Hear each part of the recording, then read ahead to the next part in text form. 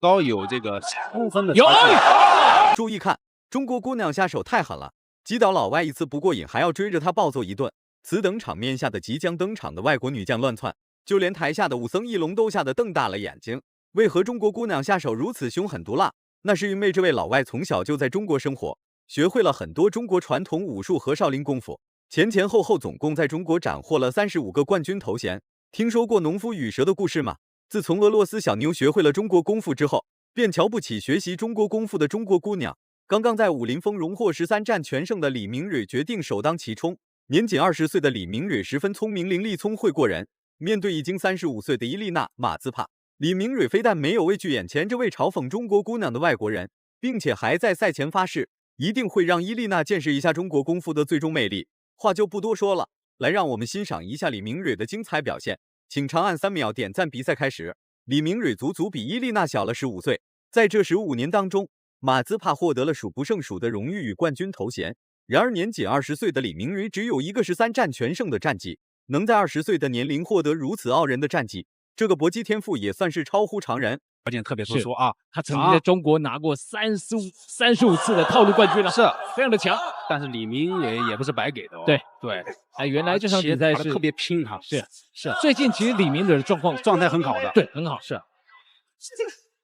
这个拳就在马兹帕准备对李明蕊实施主动进攻的那一刻，李明蕊突然使出了一招转身边拳，直接把马兹帕闷在了地上，久久不能起身。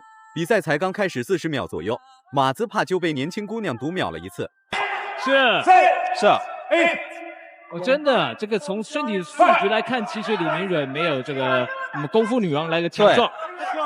但这个转身边拳太漂亮了，但启动速度要比对方快很多。再来一次，对方已经防住了。其实好的，前摆拳命中了，后肢拳命中了，连续的后肢。糟糕，状况不好。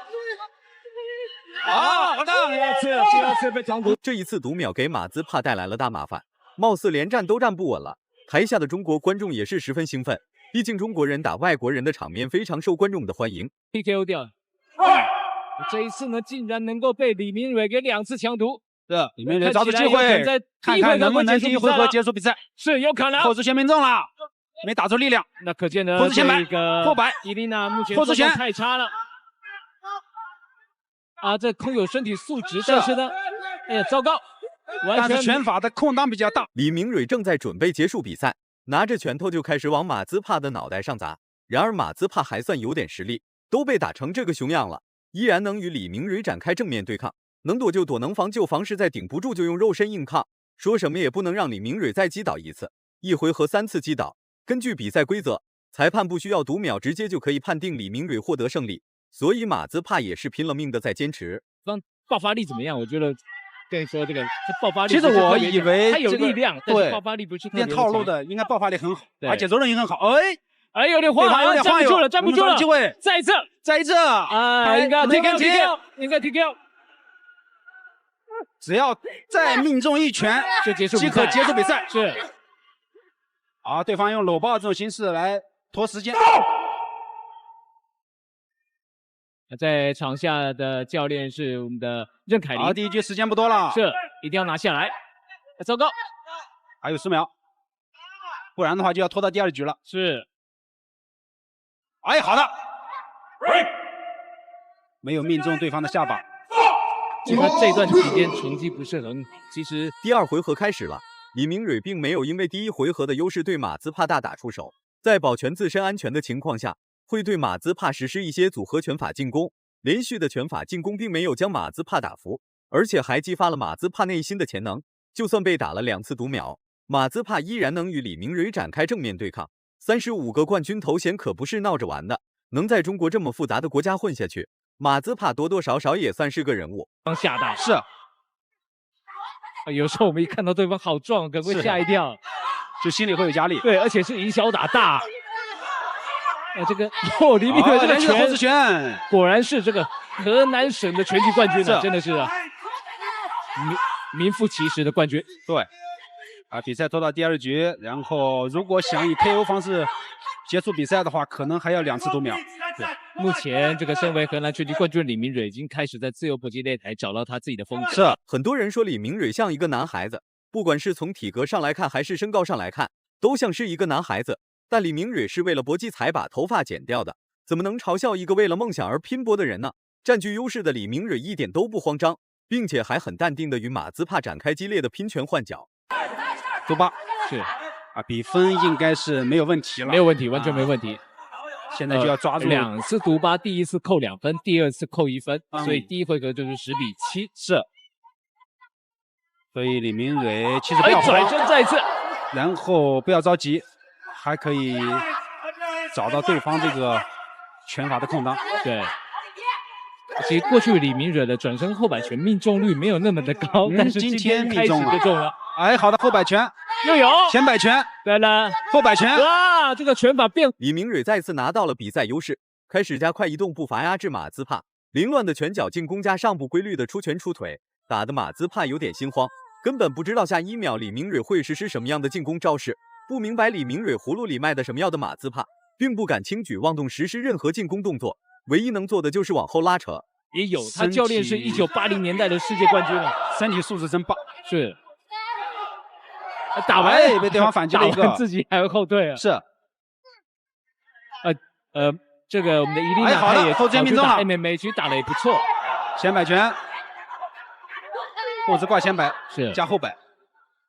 哎，李明蕊找到了这个进攻的感觉了。今天 Irina 她都没有用她的腿，其实她转身后摆她是相当强的，在打 Gloria 差点击倒对手。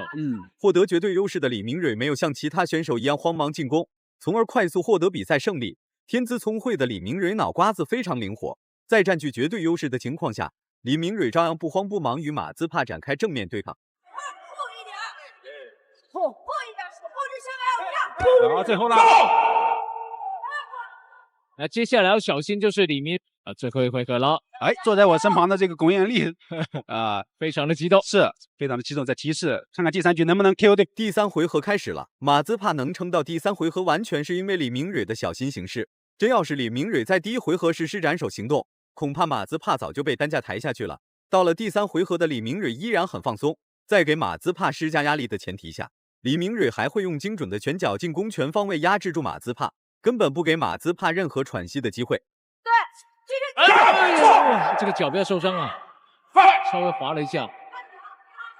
好，我们看到对方的这个眼角也是受伤了，这个打法太笨了，真的是。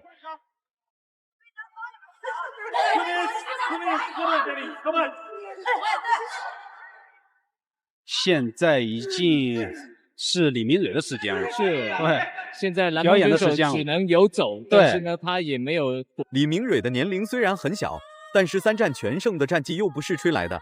既然能在搏击擂台斩获13连胜，那么李明蕊就拥有超乎常人的实力。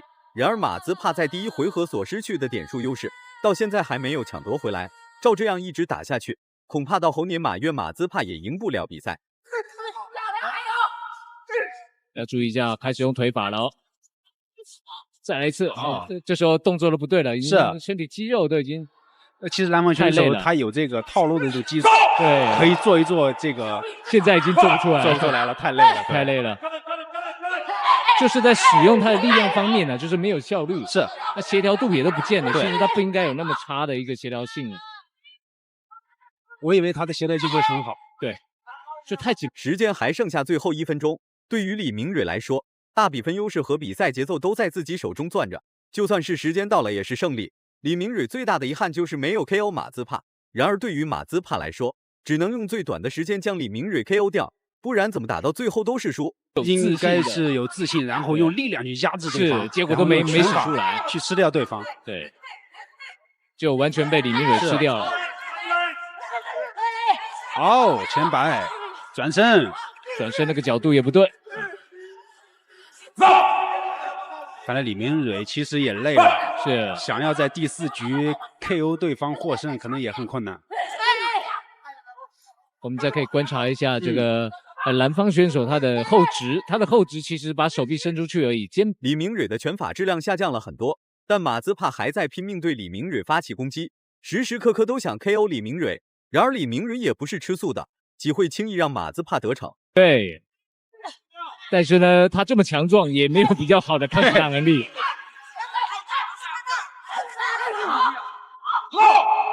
好的，好全场比赛结束了。是我觉得李明蕊今天拿下这场比赛应该没有问题，相当漂亮。是发挥的非常好。最终，李明蕊与马兹帕打满了3回合9分钟。